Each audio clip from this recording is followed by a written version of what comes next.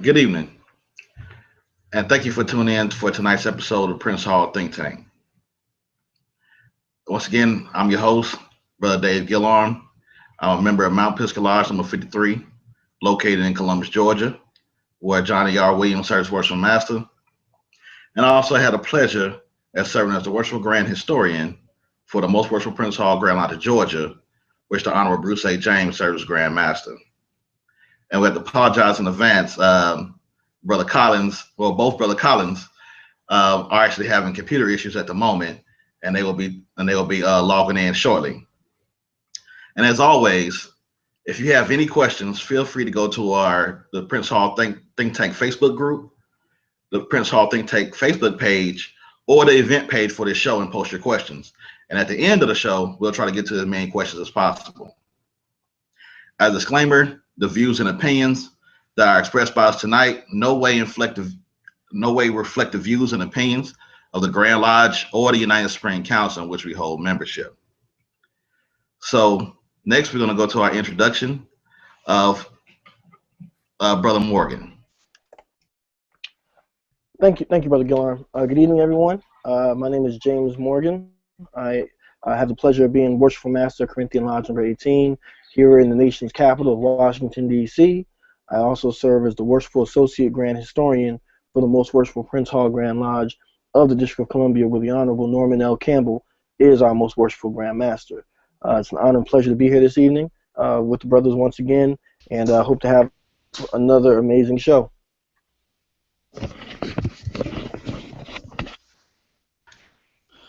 What's up, everybody? All right, thank you for that, Brother Morgan. Next, we have introduction. I see the Collins family reunion has ended. Is that what's going on? All right, next, we're going to have an introduction by Brother Collins.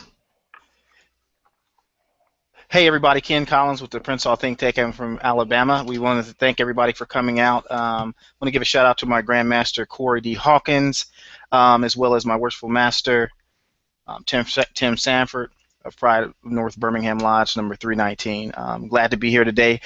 Please forgive us today. Things are a little hectic, and we're having some technical difficulties here and there. This is just one of those days, like the old people say, the devil's busy. So again, we're glad to be here today, and we'll try to get this thing up and running for everyone. Thanks. All right, thank you. Thank you, Brother Collins. And as we see, we're still having computer issues with Brother Preston Collins. Well, once he comes back in, he'll introduce himself. All right. The purpose of tonight's show, as you recall, on the last show, we were actually going to have Brother Tahuti Evans, who is the Grand Historian for the Prince Hall Grand Lodge of D.C. And his topic was going to be Masonic spirituality. But due to the death of Sovereign Grand Commander Solomon Wallace, we actually decided to shift that, and this show is going to be a special tribute to him and his legacy.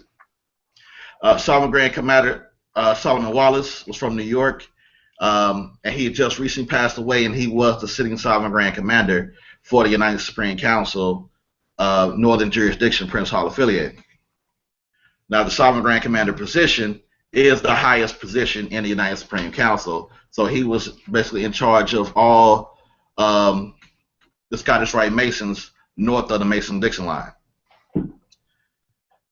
And in addition to talking about Sovereign Grand Commander Solomon Wallace, we're also gonna highlight the lives of a few other Sovereign Grand Commanders. And to do that, we're gonna have a couple presentations. And the first person that's gonna be presenting is Brother Ken Collins. You ready to go, Ken?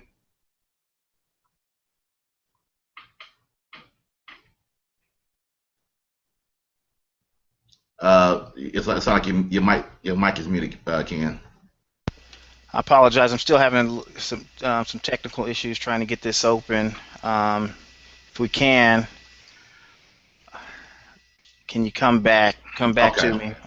I'm getting all right. Brother Morgan. Oh, thank you. Yeah, sure. I'll be glad to. Okay, so I would like to discuss two very, very important Sovereign Grand Commanders, both of whom were very, very influential and very important in their own right, and we're actually contemporaries. So I'd like to show you all the two that we're going to talk about today, and because unlike, well, I think, yeah, myself, Ken, and Dave are all members of the Southern jurisdiction, so I like to talk about the jurisdiction that we all claim as being our home. So I'm sharing my screen. I don't know if you all can see. Can y'all see? Hello? Yeah, yes, we got you. Okay, perfect. So I'd like to talk about Bishop James A. Handy, my namesake, who was Bishop of the African Methodist Episcopal Church, and was the first Sovereign Grand Commander of the United Supreme Council Southern Jurisdiction, and then the brother who followed him in that position, which was Thornton A. Jackson. Now, both of these men have a very interesting history. In that, and this is possibly even an episode in and of itself, talking about the history of Prince Hall Scottish Rite Masonry. At one time, there were 5 different Supreme Councils that were in allegiance with the Prince Hall Masonic tradition. Eventually, they decided to consolidate into one.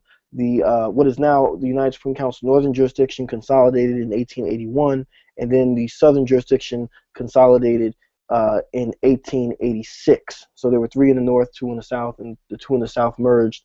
The 2 that were in the south were headquartered, one in Baltimore, which is where James A. Handy was Sovereign Grand Commander, as well as having served as a Most Worshipful Grand Master of the jurisdiction of Maryland. And then the other in D.C., where Thornton Jackson's membership was. These 2 bodies decided to come together in 1886 and held a joint meeting, and there it was decided that all the consistories, which are the subordinate bodies that they had established, old charters and documentation would be turned in, and new documents under this new United Supreme Council would be issued. Bishop Handy was elected as the Sovereign Grand Commander, and Thornton Jackson was his lieutenant, but they both had served as Sovereign Grand Commander prior to that in their old bodies. Bishop Handy was born in Baltimore, Maryland on Friday, December 22nd, 1826. It was the oldest son of Ishmael and Nancy Handy. His father was actually enslaved, and his mother was a free woman at the time. But however, she died when he was about 6 years old, according to his own autobiography. In the year 1833, he began attending Sunday school, and the church, the African Methodist Episcopal Church, would play a vital role in his upbringing and in his later life. He actually discussed in his autobiographical sketch that he was proud as a young man to say that he actually saw with his own eyes and even got to speak with all the bishops of the AME Church in order at that time. So Bishop Richard Allen, Morris Brown, William Paul Quinn, these were people who he was able to see himself as the AME Church was growing. So was he, and he was able to see and meet the leaders of these churches at that time. In his youth. Later on, in the year 1829, he says that Bishop Allen actually held him as a child and told his mother that he would be one of his successors in the church. So kind of a prophetic thing, because that's exactly what would happen as he became an adult. Bishop Handy actually joined the AME Church in the year 1852, and he stated that he occupied every position that you could, except that of being a licensed exhorter, okay? But aside from that, he had filled every other position possible, from being a church sexton all the way up the line to being the bishop of the church. He was actually elected bishop of the AME Church in the year 1892 and served as bishop roughly up until his death in 1911. Bishop Handy was a very remarkable man, not only within the church, but also within Prince Hall Freemasonry. One of the reasons why is, as I said earlier, he served as Most Worshipful Grand Master of the state of Maryland, which was something that at that time, you have to remember the time when Bishop Handy as well as Thornton Jackson are alive. These are people who both witnessed and whose families were affected by the transatlantic slave trade. Again, as I said earlier, Bishop Handy's father was enslaved, mother was free. So you can imagine from a personal level the kind of things that they saw, as well as when the Civil War would come about a little later on. Bishop Handy was very, very instrumental in spreading the church's message throughout the North as well as in the South. He worked with other great Prince Hall Masons, such as Bishop Wesley J. Turner, excuse me, Wesley J. Gaines, Bishop Henry McNeil Turner, as well as Bishop A.W. Wayman as well. So these are, if anyone's familiar with the AME Church, we know that there's a strong connection in the history of the AME Church and Prince Hall Freemasonry. All the men who I named were powerful in both organizations, and Bishop Handy was right there in the midst of all of them, starting colleges as well as setting up local schools, local churches throughout the end of the 1800s. A very, very important man, particularly in Mid-Atlantic history. Now, Thornton A. Jackson, who is a hometown hero for Prince Hall Masons here in Washington, D.C., actually has a very, very, I think, underappreciated history. And Brother Jackson is the one right here with the nice handlebar mustache. Thornton Jackson actually originally started out his membership as a Mason in the jurisdiction of Maryland. So that's something he's often associated with D.C. However, he wasn't originally a Maryland Mason. Long story short, he was actually a member or a Grand Lodge deputy over 2 Maryland lodges that were established here in the District of Columbia. Those being now known as Warren Lodge number 8 and Pythagoras Lodge number 9, which is the lodge that he served as worshipful master of. He got as high as being the senior Grand Deacon in the jurisdiction of Maryland before those 2 lodges, and there's a whole story behind that I won't get into tonight for time's sake. But those 2 lodges in 1871, they were actually brought over into the District of Columbia's jurisdiction, and Thornton Jackson came right along with them. Brother Jackson quickly shot up to the upper echelons of the District of Columbia in Freemasonry. He was actually, his professional trade was he actually was a barber. He actually served as manager at one time of the Congressional Barber Shop and was fired at the end of Reconstruction because they were basically purging that building of black employees. Brother Jackson got as high as being as the Right Worshipful Deputy Grand Master of the District of Columbia, but never served as Grand Master. However, he was the first Grand Worthy Patron here for the Order of the Eastern Star. Following behind Bishop Handy, he was elected as Sovereign Grand Commander in 1887 and served in that post up until his death in 1904. Thornton Jackson is very, very highly remembered, in part because he's the one who had to battle with John G. Jones. We did a whole episode on that back in, I believe, December. He had to battle with John G. Jones, which at that time was really a monumental fight that happened within the Black Masonic world, and still something we feel the ripple effects of today. Thornton Jackson also, it is said, was very closely linked with General Albert Pike, who was the Sovereign Grand Commander of the white Southern jurisdiction, and also was here in D.C. And the oral history is that Thornton Jackson actually was Albert Pike's barber, which is why Albert Pike would gift to Thornton Jackson a copy of the Scottish Rite rituals that he had written, and those would later on serve as a basis for the rituals that we use today here in Prince Hall Masonry in the Southern jurisdiction up until today. Both of these men were very, very vital and very important figures at the time, and I think that they're both should never be forgotten, and they laid a template that the Honorable Solomon Wallace followed, and this presentation today is definitely dedicated to him. He definitely was a man that I had the pleasure to meet personally, and let me take you guys off of the screen sharing. I'm sorry. Are you there? Yeah, yes, sir. Yes, sir. There we go. There we go. Where? There we go. I see. I lost the screen for a second, but I'm back. All right. So as I was saying, in closing, Solomon Wallace was definitely somebody who I had the pleasure to meet one time, and you could feel the weight of history when you talked to him and when you met him. He'd seen it all, done it all, and I personally believe, as a Masonic historian, that he definitely he had big footprints to follow, but he left his own impressions as well, and he will be truly, truly missed.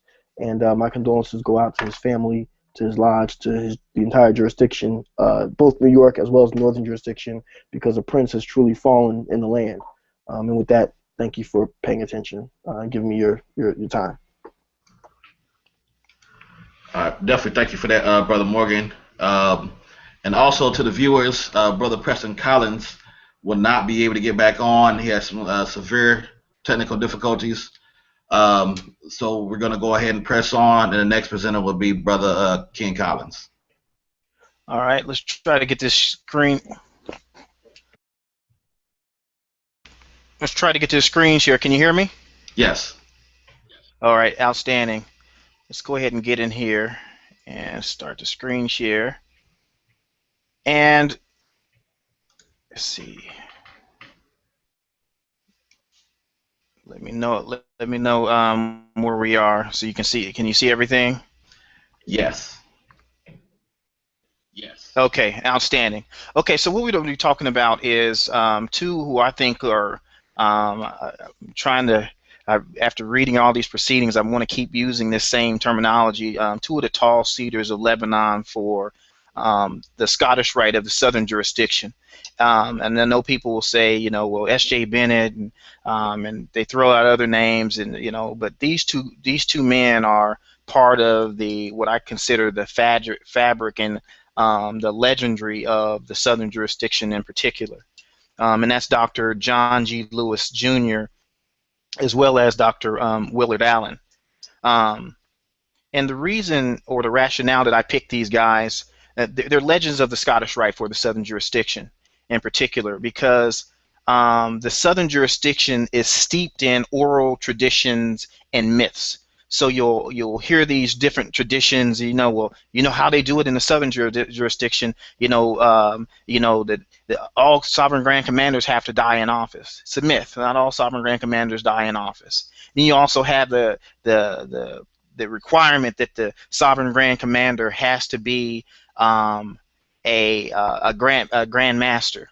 That's not true. All sovereign grand commanders were not grand masters. Then you also have the requirement, well, people will say, well, the sovereign grand commander, I mean, the seat of the grand minister is only for deputies, and it's and those are the only people that can hold that seat. That's not necessarily true, and we'll keep going through, and I want to get into that in a little bit. In particular, we're going to be looking at Willard Allen. Willard Allen, he was born in 1888 in Buckingham, Virginia. He becomes the Sovereign Grand Commander after the death of Robert L. Pendleton in 1929.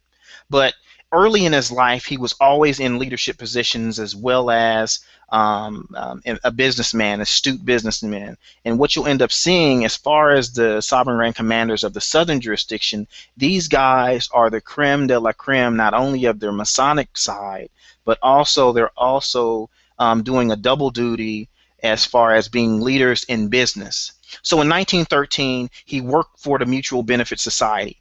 As you know, mutual benefit societies of old, as they're called, are essentially the life insurance policies for African Americans. So you had these collectives of African Americans. They would all join these mutual benefit societies where they would end up paying out small to even large amounts of money for life insurance policies.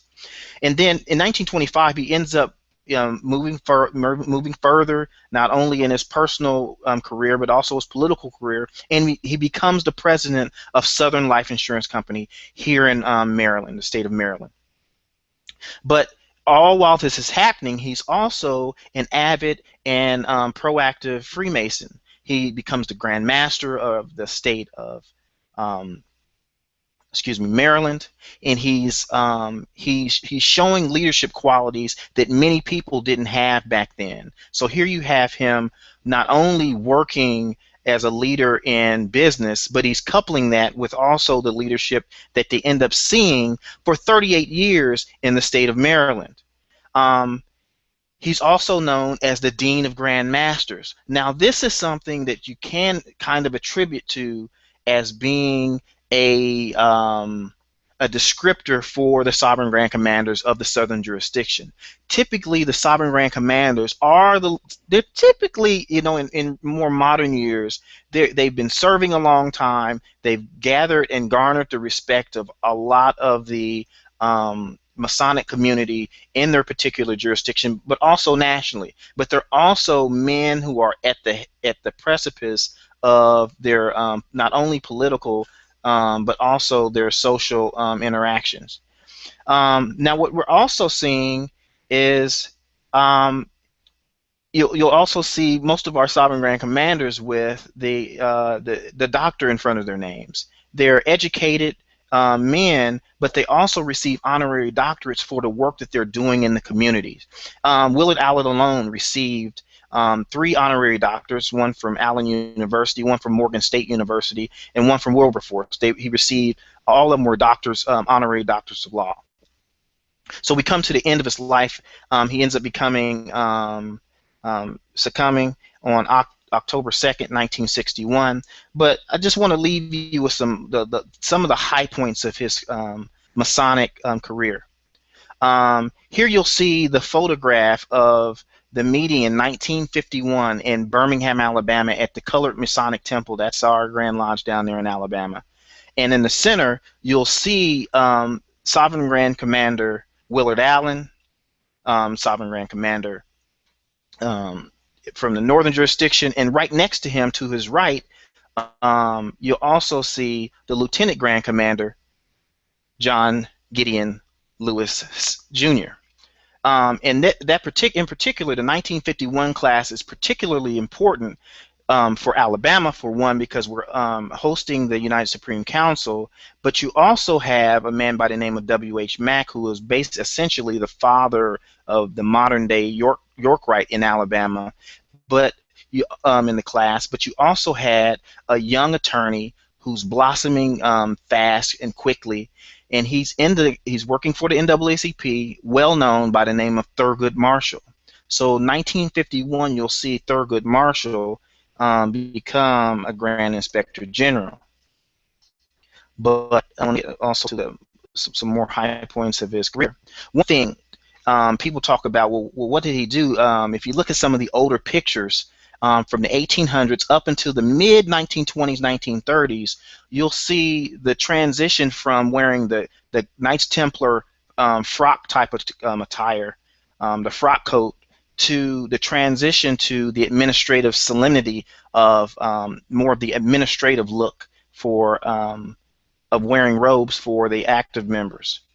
2, you'll also see he initiated the activity of Grand Masters in the United Supreme Council. He was the one that started dealing with the Grand Masters at the Conference of Grand Masters, but also interacting with them, telling them and asking them, you guys need to become more active with the United Supreme Council, because there are things that we're dealing with that we think that you should be there for a seat at the table. Another thing he did was he developed the fundraising for the southern jurisdiction's cathedral here in Washington, D.C. He worked the old cathedral that they had, the old building, but they were also looking at building a new one. And another thing that he did, he brought in notable figures in the involvement of the United Supreme Council. We've already talked about Thurgood Marshall. He also brought in Charles Wesley, the historian as well as educator. But another thing that's a really, really big high point is he brought in President William B.S. Tubman of Liberia. We're going to try to transition now into talking about John Gideon Lewis Jr. He served from 1961 to 1975. Educated at Fisk University, grew up in Louisiana. He's the only what I call a dynasty of Grand Masters, where the father, John G.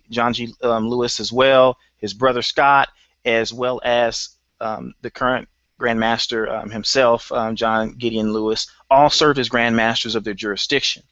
But again, some of the characteristics of those sovereign grand commanders are they're involved politically. So he's involved with the NAACP as well as other political organization, and he works for the Secretary Wallace out of the Farm Security Administration. He's really, really big in farming and ensuring that farmers have the rights that they need in their particular areas. Another thing, as far as business, he also runs the fraternal press, where they actually print proceedings for other organizations, Order of Odd Fellows, the Pythians, etc. So they're also doing that type of work, but they also are doing the actual printing for the Prince Hall Grand Lodge of Louisiana, where he serves as the Grand Master. But then he also serves as the president of the Scotland Loan Company. So here you have what I like to call affectionately another one of the money men. He's dealing with large amounts of money, dealing with the community. The community is looking to him, but also the general community is looking at him as though he's somebody to be reckoned with. He's elected as Lieutenant Grand Commander. He serves patiently and supportively under Sovereign Grand Commander Willard Allen, and then we end up seeing, upon his death in 1961, the death of Sovereign Grand Commander Allen, Lewis ends up going in October. Of course, the meeting is right around the corner, and he's unanimously elected Sovereign Grand Commander. What you also see is this is the time that almost an entirely new slate is added of the front officers. So you're seeing Charles Wesley go into office. You're seeing, among other men, H.V. Sumner going into office. So now you're starting to see how the Supreme Council is starting to move forward. One thing in particular, talking about Sovereign Grand Commander Lewis, he was a power broker. And when I say power broker, I don't mean it in the lightest sense. I mean he brought respect from business and the political as well as the fraternal side to it. He solidified the Grand Masters as a collective, letting them know that, look, as we're doing things, we control a large portion of the population of the movers and shaker, but also the blue-collar workers. So you had both the blue-collar workers as members, but you also had the white-collar workers, the movers and shakers, and they interacted together. That's when we really saw the power of a lot of the Prince Hall Grand Lodges, but also United Supreme Council. He's interacting with the president. He's interacting with the administration. He's interacting with some of the top generals at the DOD. They fly him in on private jets, and he's basically giving them observations in terms of the black community. And what we also see is he oversaw the fundraising for the cathedral as well. He pushed it. He made sure that people were out there, that they were getting their money in, but he also works with the administration on political matters that were vital to the black community. So they might say, well, what were the Masons doing? The Masons were actively involved in working with the community to let them know that African Americans, as usual, we're good Americans. However, we may not be treated that way. But under Sovereign Grand Commander Lewis, what we also saw was the first United Supreme Council session held abroad in Africa. We actually had the class in Liberia, and it was one of the most coveted events that had taken place in United Supreme Council history. S.J. Bennett did a lot of the work, the groundwork, as well as, oh my goodness, his name is passing me by, the famous Secretary General of the Holy Empire. Oh my goodness, you guys are gonna kill me, but just hold it. This my head, not my heart. But in particular, you know, the Supreme Council under these activities was extremely active under these two Sovereign Grand Commanders, and they solidified it. And again, when I say power brokers, and I throw Alabama out there for instance, in 1967, our Grand Master passed, and we saw the death of Grand Master Henley. The Deputy Grand Master by the name of Malachi Morris serves as the deputy for the Valley, not Orient. They didn't change to the Orient until the early 60s, or in the mid 70s, that they switched from deputies of the Valleys to deputy of the Orient. He serves as deputy of the Valley for the state. He's the active member. S.J. Bennett, who happened to be the endowment secretary, they went into the election. He ran for, and again, this goes back to the oral traditions. He ran against S.J. Bennett. S.J. Bennett won, and Sovereign Grand Commander Lewis writes a letter to the both of them, letting them know that we will, as Grand Masters, as Prince Hall Masons, we will not have that. It's a really funny thing to see that type of letter actually there, that he's saying that we are Prince Hall Masons. You need to get over it. The Prince Hall Freemasonry in the South needs to have a solidified base. But not only that, he also said that if you're a deputy and you run against a Grand Master, you'll lose your slot as a Grand Master. I mean, as a deputy if you lose. But in this particular case, Sovereign Grand Commander Lewis actually allowed Malachi Morris to continue to serve as the deputy for some time until we saw R.D. Nesbitt end up taking his place.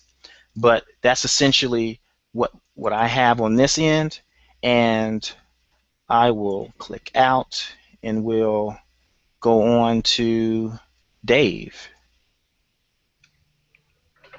All right. Well, thank you for that, Brother Collins. No problem. Definitely, before I get in my presentation, there's two brothers I definitely want to shout out. One, Brother Reginal Stewart. Definitely, he helped me a lot with my presentation. As Brother Morgan stated, myself, Brother Collins, and Brother Morgan, we are members of the United Spring Council Southern Jurisdiction. And the two people that I'm actually going to present on are from the Northern Jurisdiction. So Brother Stewart helped me out. Another brother that his work actually helped me out as well is Brother John Harrison from the great state of Washington. So I'm going to go ahead and jump right into my presentation.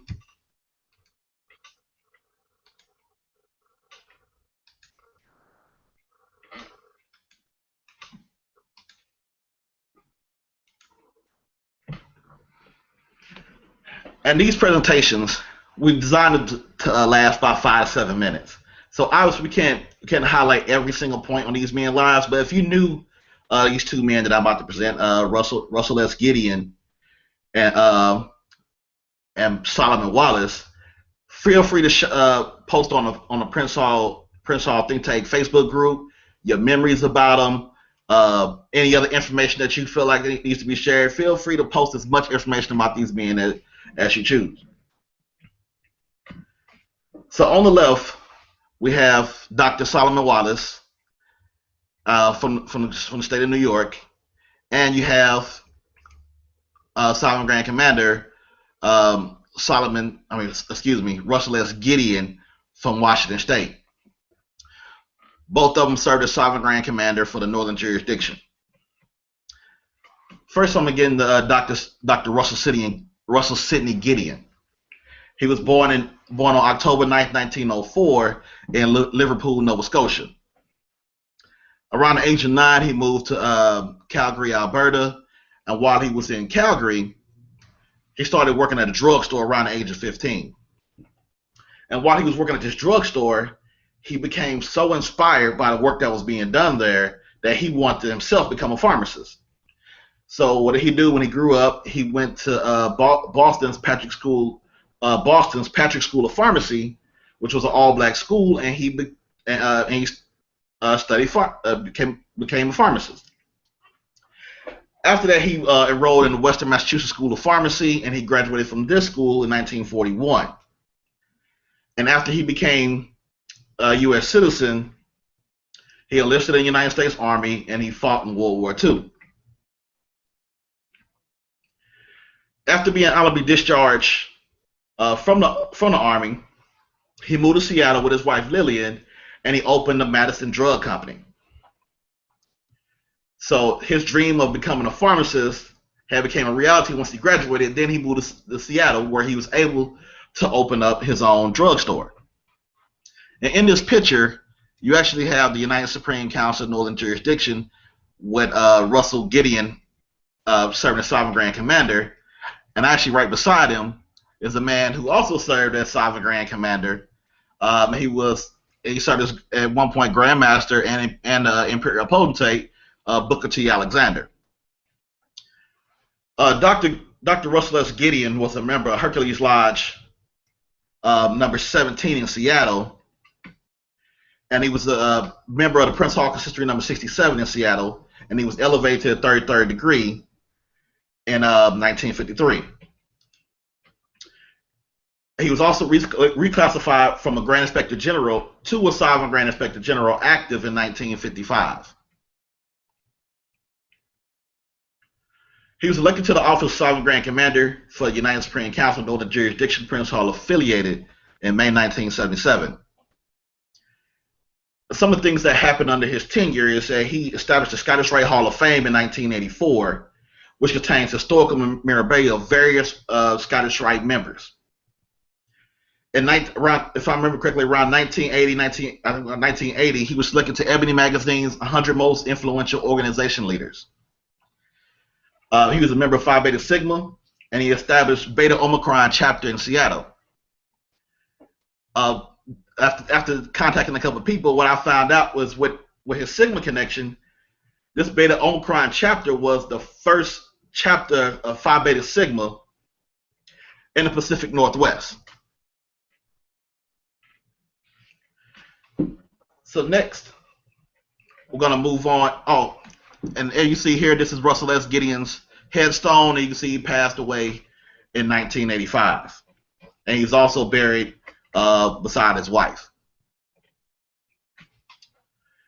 And next we got the man that we actually honoring, Dr. Solomon Wallace. I did get a chance to meet Dr. Wallace in 2014 in Houston, Texas, when I received the 33rd degree. It was for probably less than 5 minutes, but just being in his presence, you felt like this was a great man. And from the stories that I've heard about him, that if people actually knew and talked to him and worked with him, he was an outstanding person. He did great things. He helped further Prince Hall Masonry in the state of New York.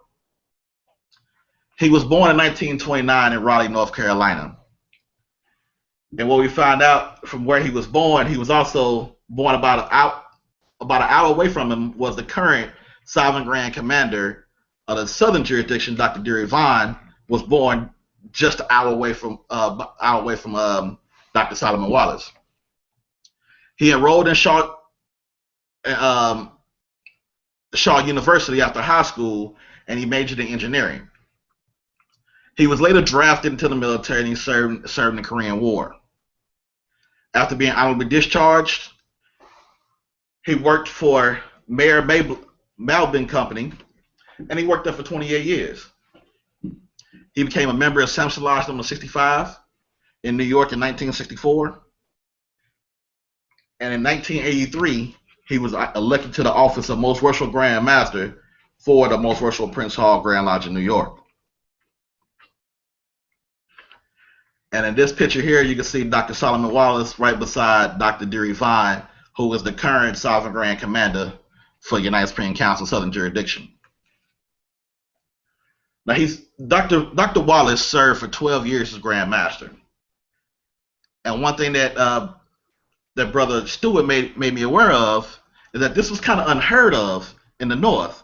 You really didn't have Grand Masters serving for 12 years.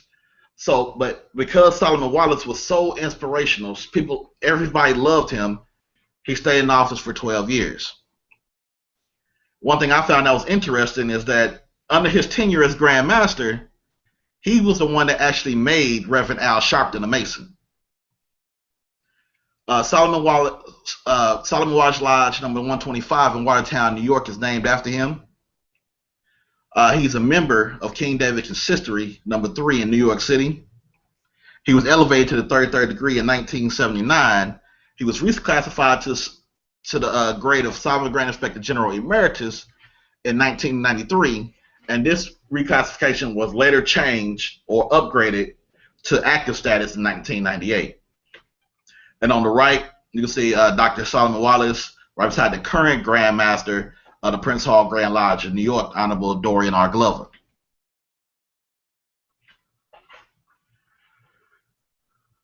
He was elected to the office of Sovereign Grand Commander of the United Supreme Council, Northern Jurisdiction, Prince Hall affiliated in 2007. One thing that he implemented that caught on throughout various jurisdictions was the program to Saving the African American Male from the cradle to the college. In 2015, he was presented with a bust of his likeness in Chicago, Illinois, and he was serving as the Sovereign Grand Commander when he passed away on March 30th, 2015. Excuse me, March 30th, 2016.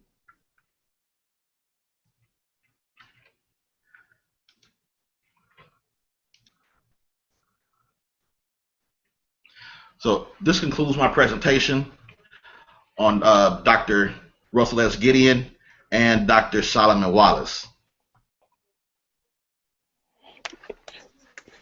Excellent job. You had me bugging out for a second with that 2015 date. I said, man, I thought, man, are we a year too late? Wait.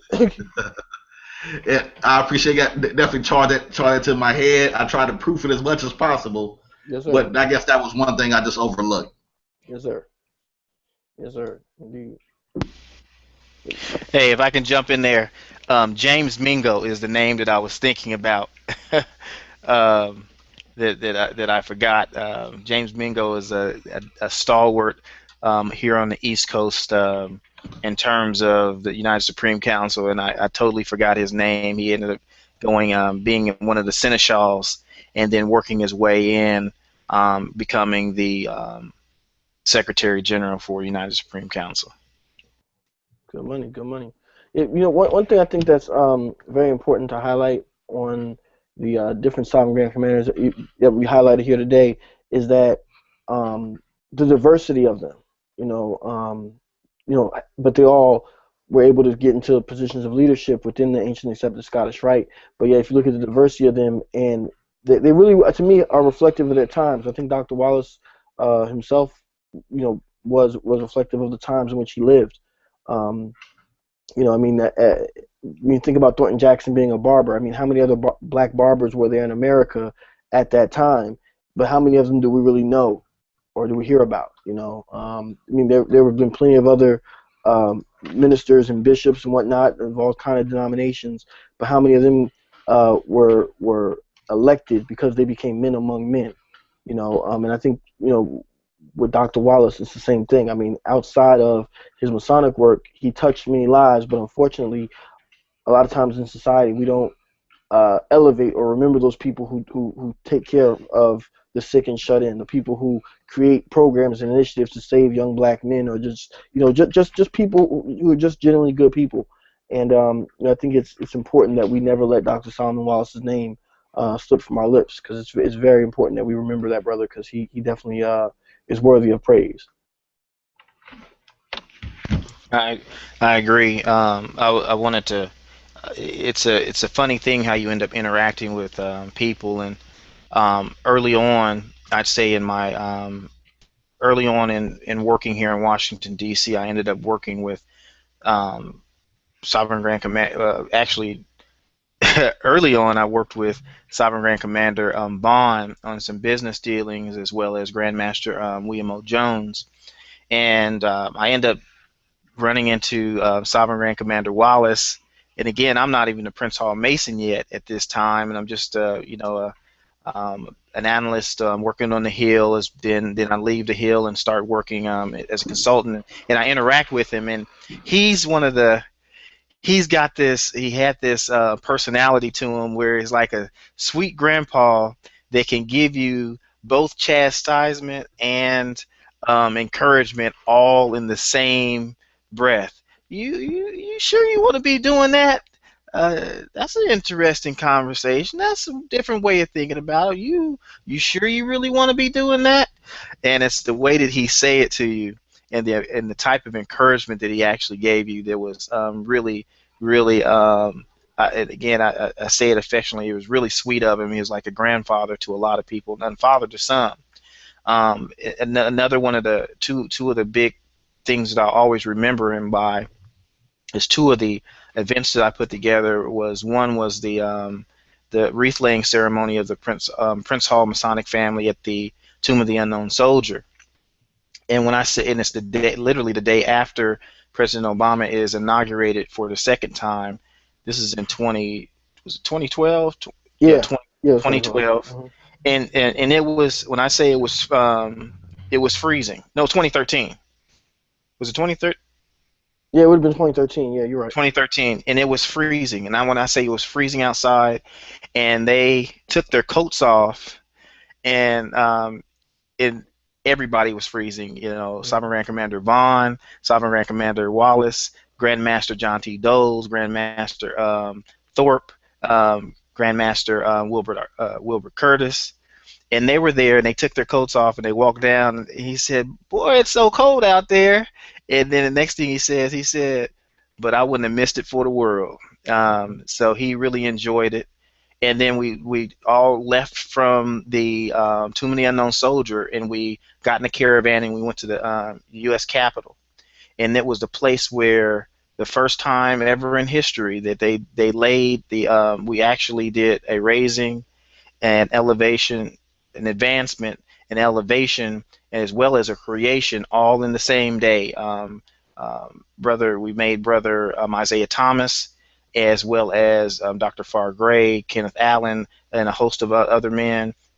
But I could say the time that I actually saw him, as well as Sovereign Grand Commander Vaughn, as well as Imperial Potentate, smile like schoolboys, is when afterwards Cicely Tyson was invited in, and I saw the smile on those men's faces were literally from ear to ear.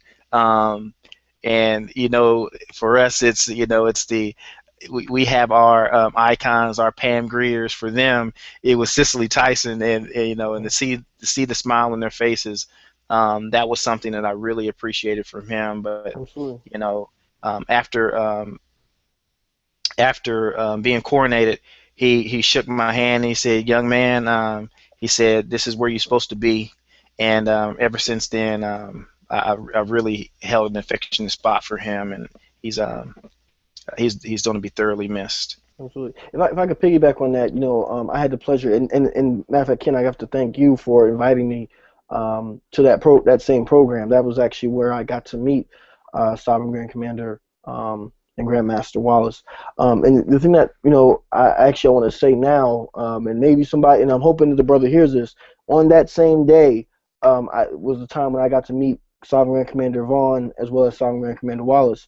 And I spoke with them very briefly. I'm not going to say it was a particularly deep conversation. Just kind of introduced myself and very very light chit chat.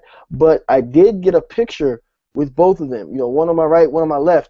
And I remember saying to him, I said, the North. I'm uniting the North and the South. And the brother took the picture and never sent it to me. And I don't know who this brother was, but I'm praying that he's watching the think tank, or maybe he's gonna check out the recording at a later date. I'm praying, please, brother, if you have that picture, please find a way to get it to me, because I really would love to have that, because unfortunately I won't ever get the chance to get another one. So please, I'm begging. I don't know the brother's name. I cannot remember. I could see his face so clearly. Please, brother, please send it to me. Thank you for that. And James, I think it was Brother Michael Williams out of Maryland. I want to say Mike Williams out of Maryland was taking a ton of pictures, but anyway, sorry about that, Dave. Well, if it was, Ken, please get me in touch with Brother Michael Williams, please. All right. All right. Well, thank you for that, brother Morgan, brother Collins. And now we're going to take a couple of questions. And our first question is: Are there any current members of the United Supreme Council, which I'm assuming both North and South, that remind you of any other men that we spoke of tonight?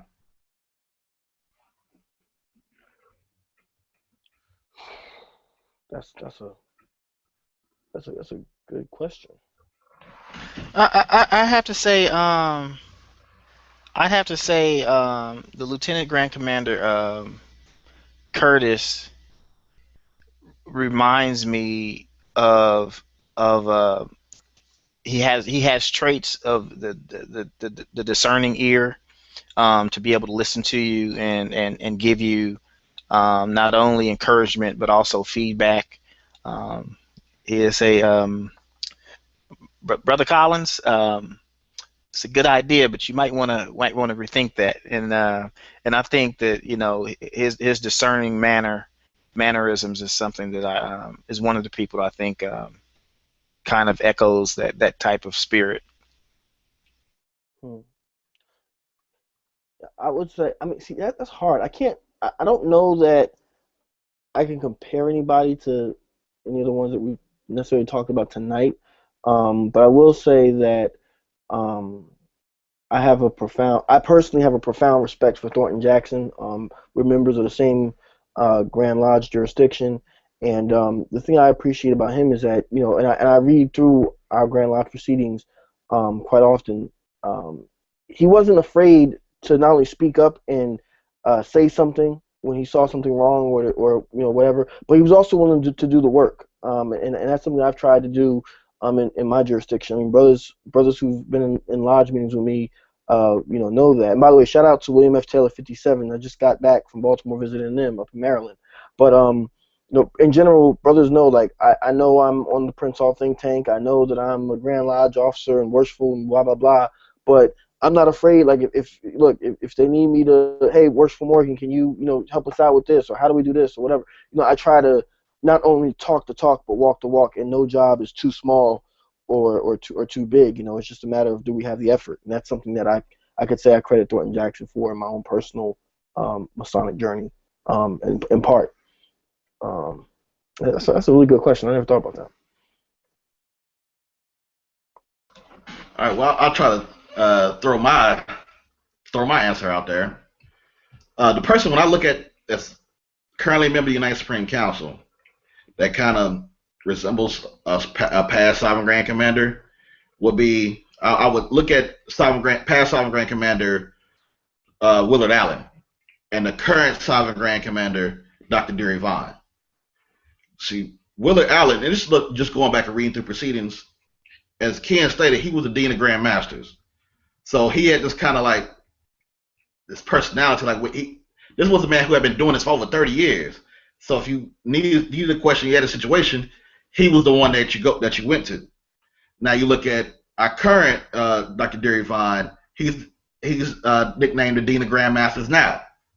So when he's around, it's kind of like this is the grandfather, this is the person that you go to. And usually when he speaks on an issue, that's really it. And that's the same thing with Willard Allen. Once he gave his word on something, no, there really wasn't anybody that was going to oppose it. So if I had to compare somebody from today to somebody from the past, it would be Dr. Deary Vaughn and past Sergeant Grand Commander Willard Allen. Can I, before we move on to the next question, can I cheat? Because I just thought about something. Even though we really didn't get into his personal life, whatever, Dave, you did mention Booker T. Alexander. I would say, and I'm not just saying this because I'm from Jersey, but I would say that I think that Most Worshipful Grandmaster Shelton Prescott, who we've had on the show recently, I would say I think that he's taken a couple pages out of Booker T. Alexander's playbook in terms of the civic engagement that he's exhibiting up there in the Prince Hall Grand Lodge of New Jersey. I'm thinking about they had some Stop the Violence initiatives and marching in different protests and whatnot.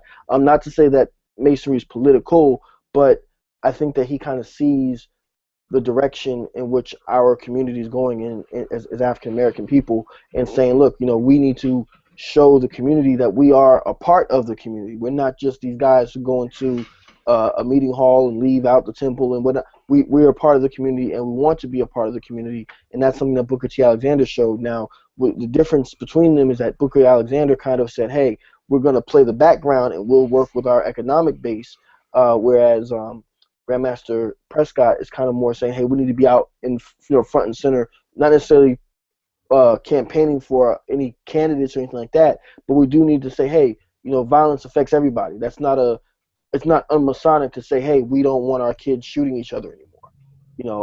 So that's something I would say to kind of give a more direct answer than the one I gave earlier. And I couldn't, and I hate to say this, and I'm not saying it because it's Alabama, is I see Grandmaster Hawkins, who serves as our Grand Minister of State. I see a lot of the traits of John G. Lewis in the Grand Minister and our Grand Master, specifically because, like you say, James, civic engagement. but also the engagement of the Grand Lodge, but also ensuring that the Grand Lodge slash community slash our welfare is all advancing all at the same time. And I really think that I can see it, I can see the progression there. And I think that as time moves on, that a lot of the younger officers that read history, they kind of they start to take on some of the traits subconsciously of some of those other great leaders, and I know for a fact, just being from Alabama, that S.J. Bennett, whom we did not talk about, that it, as they say, it's a Maury, that's in there in some of his character traits. All right, thank you for that, Brother Collins. And while you spoke on Alabama, it just triggered something else. And while we were talking about Booker T. Alexander, and I mentioned that Booker T. Alexander, not only did he serve as Grand Master, he served as the Imperial Potentate for all the Prince Hall Shriners at one point as well, in addition to serving as Sovereign Grand Commander. And before his tenure as Imperial Potentate, there was a lot of issues between the Grand Masters and the Shrine. Mm-hmm. And if you've seen on my page, or I posted in several groups, and I know Brother Tony James posted it, there was a picture of past Imperial Potentate Raymond Jackson and the honorary past Imperial Potentate John Wesley Dobbs from Georgia. These two men really didn't get along. Even though they smiled in the picture, there was no peace between those two. So it caused such a rift between when John Wesley Dobbs had all the Grand Masters on his side and Raymond Jackson, and there was always controversy. But when Booker T. Alexander came in and took over as Imperial Potentate, there seemed like a calming effect over the domain. Mm-hmm. And I think our current Grand Master, Bruce James, has that same effect. When he assumes the podium, you can almost feel like a calming effect over the entire Grand Lodge. Mm-hmm. And he did this. He was doing this while he was Grand Senior Warden, Deputy Grand Master, and he's now doing it. So if I had to compare another person, and just to go with the calming effect personality, it would be Bruce James and Booker T. Alexander. Very cool. Next question. They were actually interested. I guess it's going to be directed to you, Brother Morgan, since you're the Thornton Jackson expert. Uh-oh. And they were more interested in the detailed information between the relationship between Thornton A. Jackson and Albert Pike. Mm-hmm. And they were aware of the story about him being a barber to Albert Pike. But knowing some of the history of Albert Pike, they want to look at the why Albert Pike would have chose Thornton Jackson or had an involvement with Thornton Jackson. Okay. I will give you the James Morgan view on it. Arturo de Hoyos wrote a very good paper on this topic in I think it was 1996 issue of Herodom. I don't remember what volume it is, but I'm pretty sure you can find it online. It's a history of Prince Hall Scottish Rite rituals, and basically, my view on it is this, and anybody who's active in Masonry in D.C. can kind of understand where I'm coming from. I think Freemasonry in D.C. is very unique in that D.C. is so small. It's very, very concentrated. So at that time, Prince Hall Masons, our Caucasian counterparts, they're buying regalia from the same stores at that time. Albert Pike's law firm and Thornton Jackson's barbershop actually were I'm talking about his private barbershop, not on Capitol Hill, but his private business. They were actually not that far from each other. I believe they were even on the same block. Okay, so I think it was more so out of convenience as well as out of just knowing people. Even though you might not recognize them, they still. Albert Pike had to get his haircut somewhere. So it just so happened that for whatever reason, whether he chose Thornton Jackson because he was a Mason or not, I can't say. but their informal relationship is documented in so much as a letter that actually Sovereign Grand Commander Willard W. Allen wrote later on when he was questioned about where did the Southern jurisdiction get its rituals from, and he basically told how, hey, we got it from Thornton Jackson, who got it from Pike. Jackson passed, we republished and retypeset it, but Jackson passed them on basically to Pendleton, and Robert Pendleton, who was Thornton Jackson's successor, actually passed away, and the original copies were thrown out. However, later on, Arturo de Hoyos in the 90s actually would go back and look at Prince Hall Scottish Rite rituals, and he himself verified and said, hey, they were using the early Pike ritual. Now, in terms of why Pike did this, in terms of giving the rituals to Thornton Jackson, I think that I personally think that Albert Pike was a man of his time. He himself said that he would rather leave Masonry than have to recognize black men as being Masons. But he also said in the same breath that he recognized that Prince Hall Masonry was legitimate Freemasonry. He just didn't want to sit in lodge with Prince Hall Masons. So I really think that him giving Thornton Jackson the rituals, the story goes that Jackson actually had came to him with complaints or issues that we were facing at the time ritualistically. And these are things that the white Scottish Rite had already dealt with because Pike had already rewrote the ritual. So I think that Pike may have given it to him to some extent. I mean, Willard Allen actually writes that later on in his life, Pike became a friend to Negro Masonry. That's what Grand Commander Allen said. But I think regardless whether that's true or not, I think that Pike giving these rituals to Jackson was in part a way of saying, okay, look, you have the ritual, you can go use it on your own. You guys are still do your own thing. Leave us alone. I really think that it was really separate, but a lot of times we think of separate but equal and think of it as a negative thing. I think he just kind of said, hey, we're going to be separate. You have the same ritual. Now just leave me alone.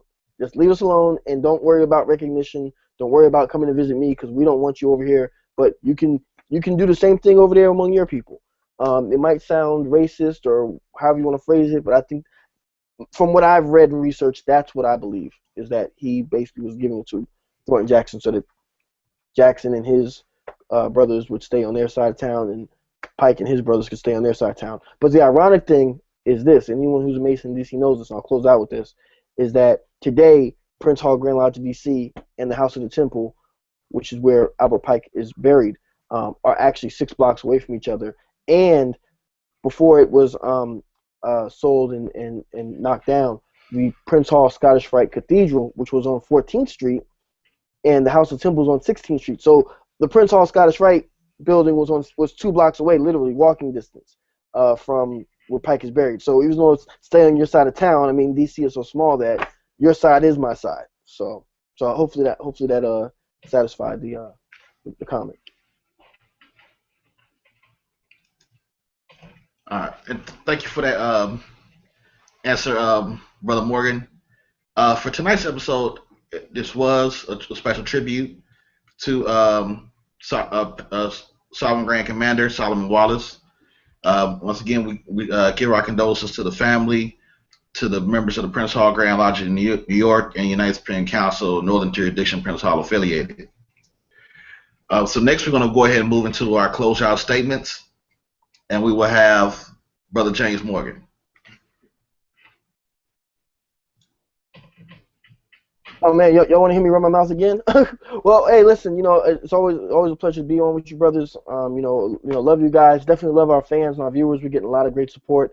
Like I said, I was up in Baltimore at William F. Taylor 57, and I mean the brothers were just coming up, shaking hands, hugging. Just guys want to take pictures of me, and I really appreciate all the love and support.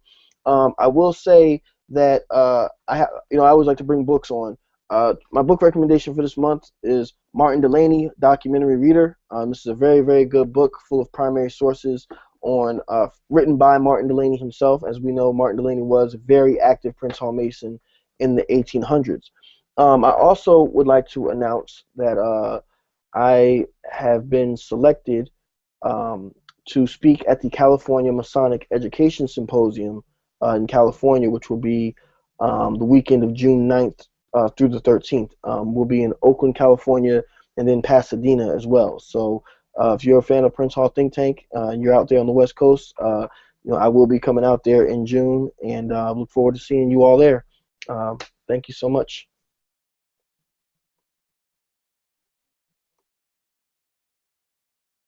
Thank you for that, Brother Morgan. And next we have Brother Collins. No theme song for this episode, guys. No.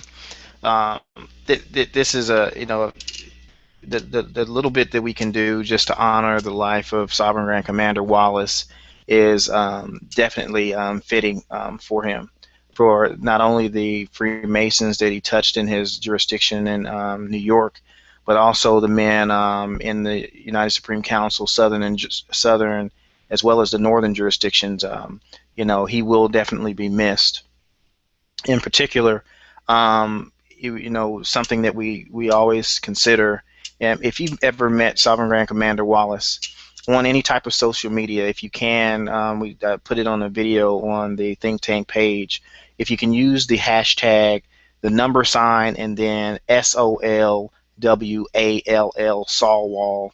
And if you have anything, a thought, you remember something, put that on there, because what we like to do is to have something continuing on. If something comes across your mind and you think about Sovereign Grand Commander Wallace, or you have a thought, put that down there. That way, that not only the family, but the members of the jurisdiction in the Grand Lodge, but also in the Supreme Council, he can be remembered. In particular, just want to give everyone a heads up. Be on the lookout for the Collins and Gillarm collection. We'll be publishing some of the rare early proceedings of Grand Lodges. That way we don't want to hear anybody crying that we don't have them. We put them together for you. You might not have a full collection, but what we have, you'll have.